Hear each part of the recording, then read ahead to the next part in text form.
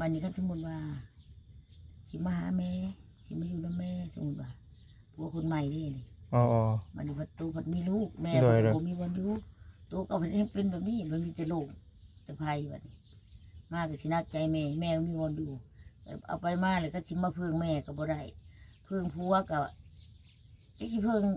กันว่าสิเว้าร้ายจมร้ายตัวมันมีลูกติดมันก็ยุ่งพอมัน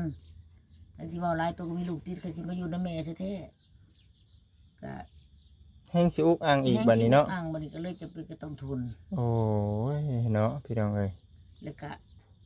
ห่วงลูกก็ได้แค่ห่วงบ่ฮู้ลูกก็อ้วนๆเลย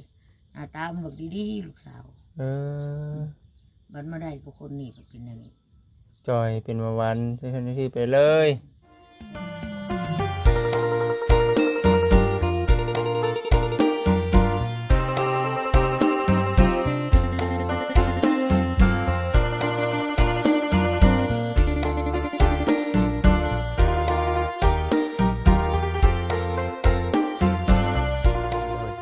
พี่น้อง FC เอาเนาะกราบทักทายสบายดี FC บัดสุขสู่คนเด้อพ่อแม่พี่น้องเด้อพบพ่อกับบ่จิตคือเก่าอีกเช่นเคยเด้อพี่น้องเด้อวันนี้กับบ่จิตเองเนาะอยู่ที่เฮือนของทางไอ้อาดเนาะแล้วก็ทางป้าน้อยพี่น้องเอ้ยตอนนี้ปัจจุบันนี้เนาะทางป้าเพิ่นก็ขนไม้ขนตอกหรือว่าตัดไม้เนาะมาเตรียมว่าเสียดเสาได้นี่เปลี่ยนไม้ตัวเฮ็ดเมื่อวานนี่ยุกเลิกแม่นบ่นี่จากที่เบิ่งนี่ได้เนาะป้าชายพี่น้องเอ้ยกะมันฮ้อนแดดฮ้อนนายพี่น้องเนาะทางบ่จิตเองก็ได้ว่าโอ้ป้าเอ้ยว่ามันแดดหลายพักผ่อนในเด้อว่าคือว่าบ่นี้คือว่าได้ยินข่าวว่าบ่สบายนำแน่ว่าซั่นนะครับมื้อคืนนี่ลมแห้งแม่นบ่ป้าเนาะเอาป้าเด้อสบายดีเถื่อเด้อสบายดีโอ้เอ้าเนาะแม่นบ่เห็นบ่กายงุยได้นี่เนาะงุยแล้วมันล้มหมดแล้วมันสิยอมบ่งุยแล้วมันสิยอไปโดดทันทีมันบ่งุยเนาะสิยอมันเลยคือว่ามันโอนใช่มั้ยโอนได้พี่น้องเอ้ยแม่เช้าวันนี้ก็บ่ได้ตอกกันเอาไม้มันเสือกมันอันนี้เด้เฮาเฮ็ดในสังกะสีบ่นี่อันนี้เฮาตอกเลยยังเฮ็ดในก่อนนี่มันเอาไม่แน่บ่ไม่แน่โอ้ยพี่น้องสีกับมันเอานี่เบื่อแล้วมันเมื่อคืนนี่ลมบ่เมื่อคืนนี่ลมแฮงอันนี้มันนักตัวนี้ลงมาตาเนี่ยก็บ่อยนู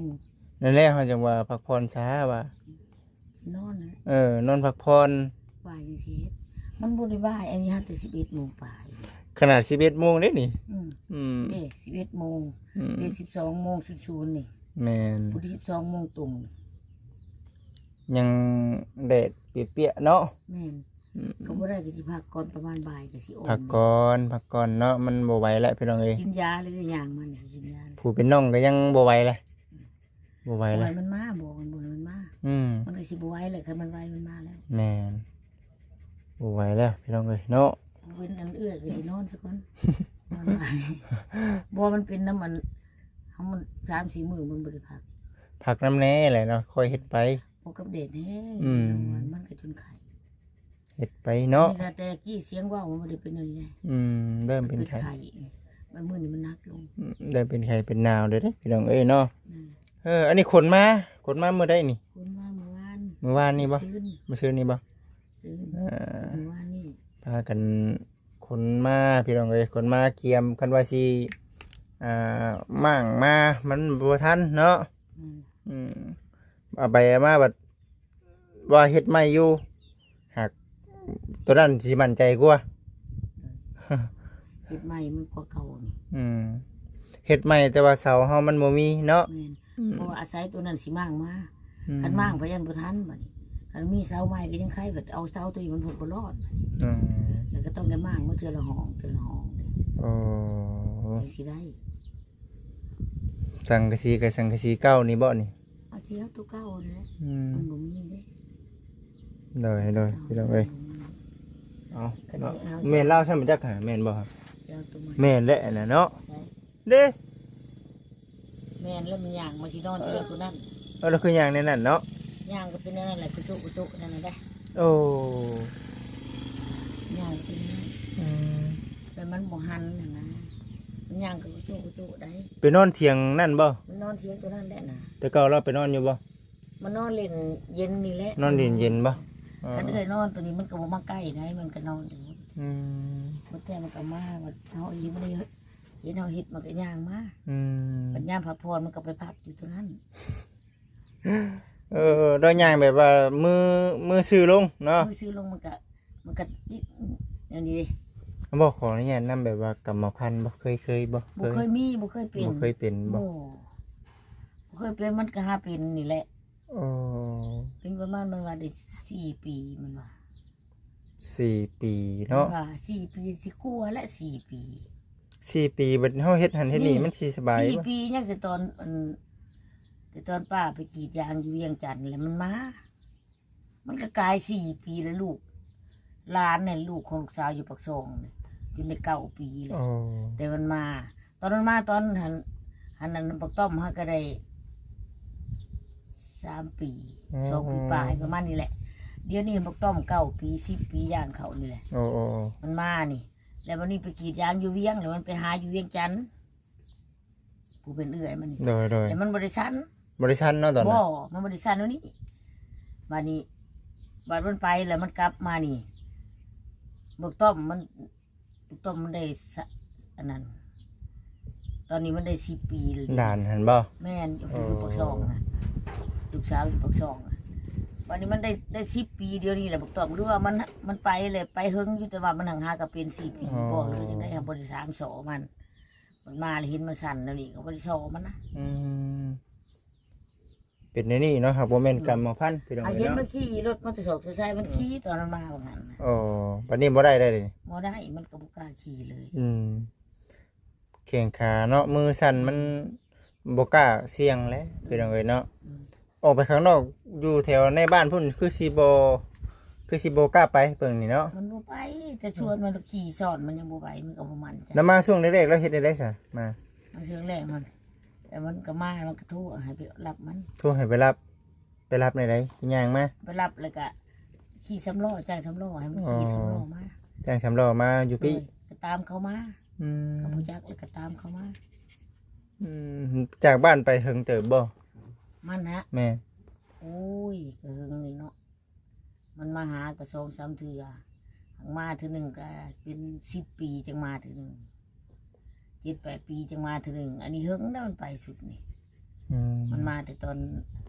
มัน50 คือ มันมาแต่ตอนมัน41 42ผม อืม คือหนึ่งพุทธะ คือว่าน้องสิไปได้ดีเนาะ กระโทรหากันอยู่ โทรหากันอยู่แม่นบ่ โทรหากันมันก็บ่ได้บอกว่ามันเป็นหยัง โอ้ จนมาเห็นมั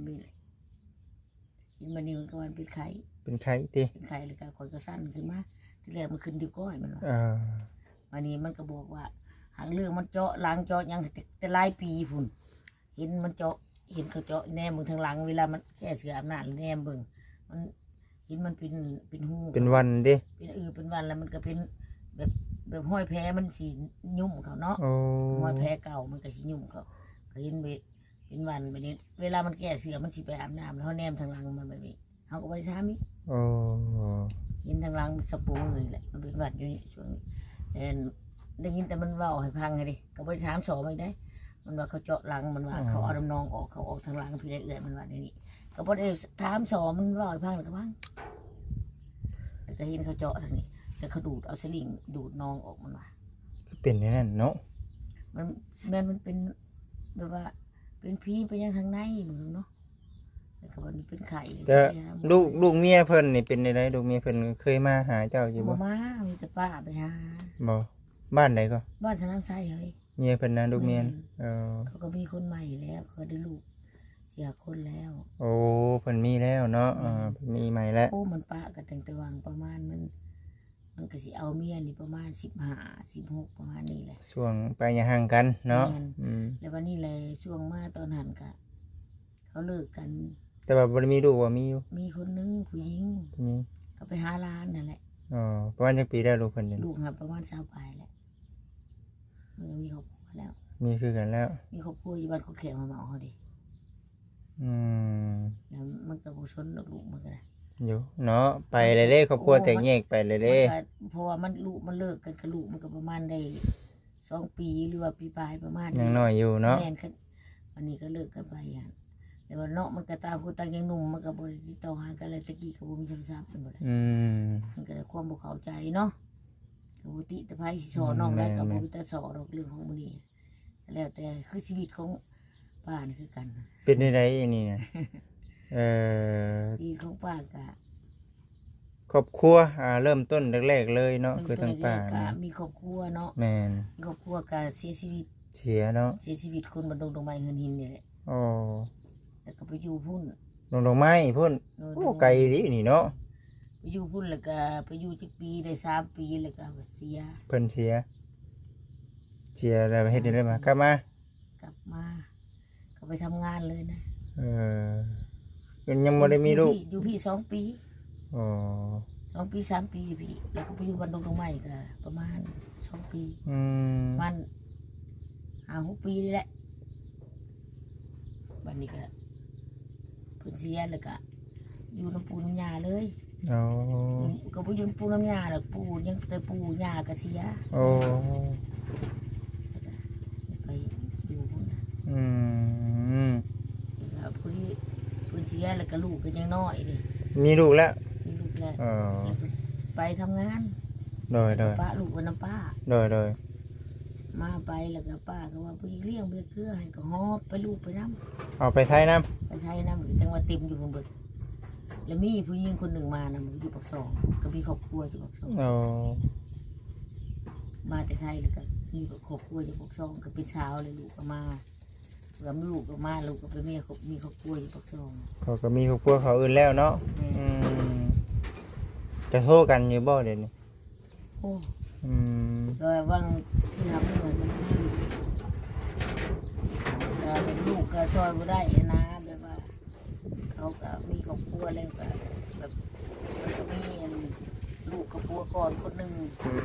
ผัวก่อนที่ไปอยู่เลี้ยงกับแม่ไปถีบยางอยู่กับแม่ เขาก็สู่พวกเขาเนาะ แม่แล้วก็มาเลิกกันมันก็ได้ลูกคนหนึงแล้วมาอยู่กับผู้นี้นี่ค่ะบ่มีลูก อ๋อ แล้วก็มีโรคประจำตัวอีกเป็นเบาหวานนี่ เป็นเมื่อวานนี้อีกบาทเนี่ยโอ้ เมื่อวานก็ห้ามไปตรวจหากับหูจะไปแต่ตอนใดแม่แต่เห็นมันจอแล้วลูกก็บ่ไปตรวจเบิ่งเงินคำกับบ่มีแล้วก็ผัวก็บ่เป็นคนก็แต่ว่าบ่มีปานใดดอกมันก็ได้มีพอมีให้มีหน้าเฮ็ดกินแหน่จะเล็กจะน้อยแหละ โอ้ แต่ก็บัดนี้ครับมันเพิ่นมีลูกติดเนาะบัดนี้ก็เดี๋ยวบ่ได้แล้วก็สิโซเขาหลายก็บ่ได้บัดนี้ว่าเงินก็บ่มีแม่ก็อยากมาหาแม่อยู่ก็บ่มีเงินก็บัดเดี๋ยวนี้ก็มื้อวานซื้อนี่ก็ว่าไปหาหมอว่าเขาน้ำเกลือ แสดงว่าลูกเต้านี่มีอยู่แต่ว่าเขากับพ่อเขาเบิ่งครั้งแล้วเนาะ แม่นไปก็พูดอยู่ เออ บัดนี้คันสมมุติว่าสิมาหาแม่สิมาอยู่นำแม่สมมุติว่าผัวคนใหม่เด้นี่ อ๋อ บัดนี้พัดตูพัดมีลูกแม่ โด ก็ ย บ่มีวันอยู่ตัวก็เพิ่นให้เป็นแบบนี้มันมีแต่โรคแต่ภัยบัดนี้มาก็สินักใจแม่ก็มีวันอยู่เอาไปมาแล้วก็สิมาเพิ่งแม่ก็บ่ได้เพิ่งผัวก็สิเพิ่งคันว่าสิเว้าหลายจมหลายตัวเพิ่นมีลูกติดบัด อื นี้ ม มันก็ยุ่งพอมันคันสิเว้าหลายตัวก็มีลูกติดก็สิมาอยู่นำแม่ซะแท้ก็ แห้งสิอุกอ่างอีกบัดนี้เนาะ อ่างบัดนี้ก็เลยจะเป็นก็ต้องทุน โอ้ยเนาะพี่น้องเอ้ย แล้วก็ห่วงลูกก็ได้แค่ห่วงบ่ฮู้ลูกก็อ้วนๆเลยหน้าตามันแบบดีๆลูกสาว เออ บัดมาได้กับคนนี้ก็เป็นอย่างนี้ จอยเป็นเมื่อวานที่ไปเลย แล้ววันนี้ผัวคนกุ๊กมันก็ลำบากเขาแหละ เออ คนคู่มือมันก็เขาก็คือเขาเอาเครื่องหูกันคู่มือแหละแล้วก็จะได้เลิกลากับผู้นั้นมาเลยก็ว่าแม่ลงมาอยู่พี่แล้วก็เลยมาแลนมาละแม่เลย อืม แล้วก็เลยลูกก็ให้แม่เอามาแล้วก็มาแล้วก็มาอยู่กับแม่แล้วก็หุบหันหุบหนีแล้วก็ผู้ที่ไปมากับผู้ที่ก็เห็นผู้นี้แล้วก็เลยสั่งครอบครัวซะ อ๋อ ก็คิดว่ามันชีวิตเป็นแห่งบวิตก็จากคนนั้นมากก็อยู่ได้ปี3 ปี จากนั้นมาก็ออเอ็ดเนาะบัดนี้เนาะ แล้วก็มันมามีครอบครัวก็จะเป็นแต่ตอนใดมันว่า เฮ้ยพี่น้องเอ้ยเนาะ เว่ามาแล้วก็ขอให้ลูกกับมันนะ คันว่าสิอาศัยลูก แบบบ่ได้เนาะดูก็แบบ แม่น เขาก็อาศัยไปพึ่งเขาก็ยังตัวเองก็ยังบ่อยากกุ้มแล้วเขาก็เบิ่งกันแล้ว บ่ใช่แหละ เออ มีแต่ว่าคันอันนี้ก็เลยว่าลูกว่าเงินก็บ่มีแม่ว่าซื้อกินดีกว่าลูกอีหยานแต่แม่ก็ยังบ่ให้แม่ก็บ่รอดมื้อนั้นก็แม่ก็เข้าโรงเกลือมื้อนั้นก็แม่ส่งให้ลูกบ่ลูกก็ส่งให้แม่เบิ่งอีกนี่เข้าโรงเกลือมื้อวันหยังวันเสาร์ อืม แม่ก็ได้ อันนี้มันนักตัวนี้ลงมานี่ ยังนักอยู่บ่เด่น แม่ เออ มีแต่สิพักจักหน่อยแล้ว พั ก็ กพรเนาะพักพรให้มันนั่น ก็สิ นี่ ได้เฮ็ดแล้วนี่พักประมาณบ่ายโมงสิดีบ่ายโมงมา อื สอง มใกล้เลยเด้ พักพรน้ำลูกก็ยากกับเมื่อก่อนไง แม่ยังสิเมื่ออยู่ เมื่อแบบว่าบ่แม่นแม่ไรนะลูกแบบเจ้าก็สิลำบาก วันนี้เป็นมื้ออื่นนี่ก็ถ้าสมมุติว่าบ่ยากไปทางใดก็ลูกมาก็ยังได้เห็นอยู่ดอก อืม ก็สิได้เบิ่งอยู่ดอกไม้ใหญ่ๆอะ เออ ก็ โด สมมุ ย ติว่า โดย สมมุติว่ามันเป็นหยังมันล่มมันหยังเฮาก็สิทนหันก่อน โดยโด บ่ ย ให้ลูกคิดลำบากนำบ่ได้ก็ได้ บ่เป็นหยังบ่เป็นหยังเนาะมีแต่คือว่าแหละพอจบจากนี้ก็ยังสิพุ่นไปพุ่นแหละเส้นทางลึกซิบพุ่นแหละ เพราะว่ามันก็มีหลายหม่องไป แม่ เกรงใจลูกแน่บ่เป็นหยัง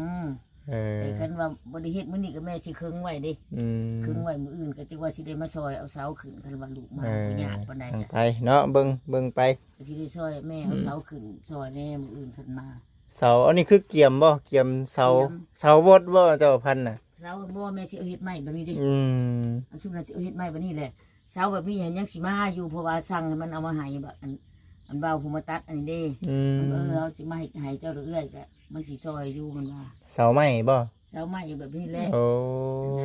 เพราะว่าให้มันแทนตัวนั้นบ่ทันอยากมากตัวนั้น โอ้ นี่ บ่มั่งแล้วเนาะบ่มั่งบ่มั่ง เฮาสิเอาตัวนั้นมาแทนตัวนั้นเนาะคันสิมางตัวนั้นบ่แทนสิอันตรายว่าสิ แม่ อยู่นี่เพิ่นบ่ได้แล้วก็เลยมันว่าเฮามีอยู่ดอกอยู่หน้าเฮาเจ้าซอยเฮาบ่เอาหลายดอกให้เจ้าเอาน้ำมันให้เฮาแล้วก็พอ โอ้ ไอ้ดำลิดดำไรนี่แหละเอ้อยมันมาเฮาสิตัดให้เจ้าหน้ามันนาใกล้ๆนี่มันรู้จักกันเด้มันก็คอมันก็พอได้แล้วก็เพื่อว่าบ่อยากมางตัวนั้นแหละให้มันได้ย่อตัวนี้ซะก่อนให้มันได้จักห้องจักได้แล้วจังมางตัวนั้นมานี่แล้วจังไปมางเอาเสาตัวนั้นต่อไปซั่น โอ้ นะมันจังสิบ่เลยลำบากปานใด เอ้า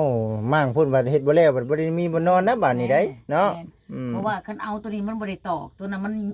มันก็สิได้ตอกแน่เนาะอันนี้ก็ไม้ไผ่มันยังบ่ตอกบ่ได้นะแล้วก็เลยว่าโอ้ยว่าสิเพิ่งตัวนี้สิมางตัวนั้นมาโอ้ยบ่ได้เพราะว่า โอ้พี่น้องเอ้ยว่าขออนุญาตนำนี่ โดยเพิ่ง ติ่งเนาะ เพิ่งตัวไม้ตัวนี้แล้วสิใครกว่าเพิ่ อื ง ม แล้วก็ได้ตัวนั้นแล้วจัง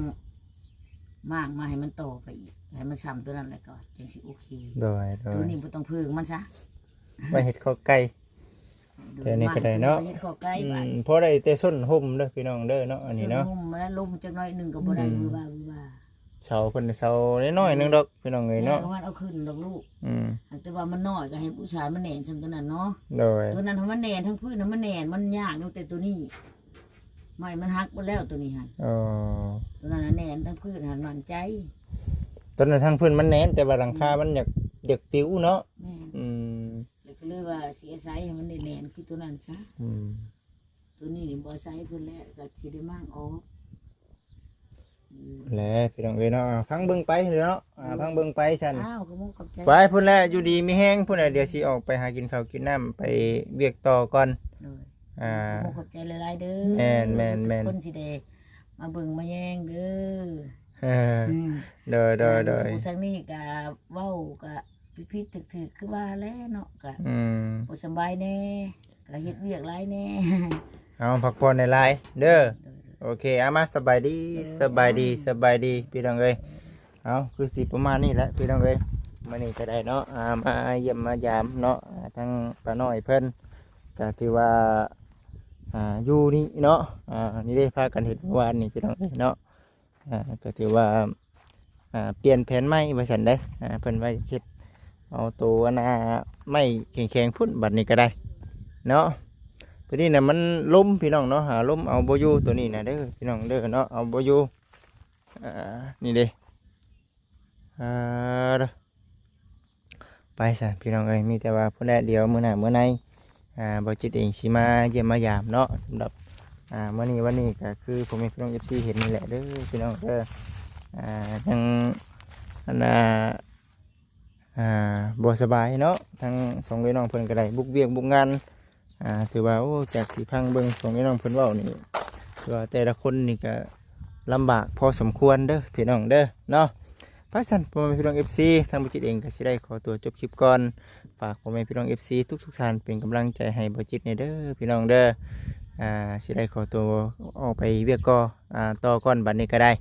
เอาโอเคพ่อแม่พี่น้องเอ้ยสำหรับคลิปนี้ขอกล่าวคำว่าสบายดีพี่น้องเอ้ย